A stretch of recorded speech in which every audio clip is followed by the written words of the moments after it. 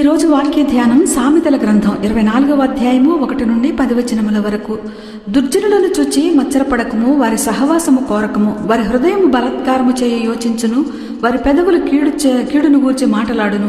జ్ఞానము వలన ఇల్లు కట్టబడును, వివేచన వలన అది స్థిరపరచబడును. తెలివి చేత దాని గుమ్మములు విలువగల రమ్యమైన సర్వ సంపదలతో నింపబడును.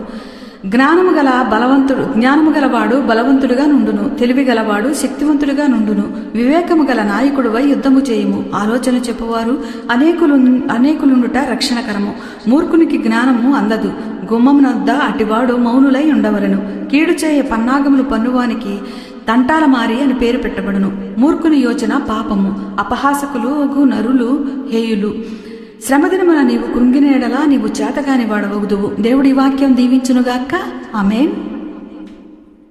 నీ వరమే విశేషమైనది, వాక్యముగా వసించుచున్నది. నీ స్వరం నా దీపమై, నీ బలం ఆధారమై, ఆశ్రయమైనావు కలకాలము. కృపాసాగర స్తుతి పాత్రుడా, శాశ్వత నీ ప్రేమ వివరించుట ఎలా సాధ్యమో ప్రియ యేసయ్యా. ఏ రీతిగా కొలిచెదా నీ ప్రేమ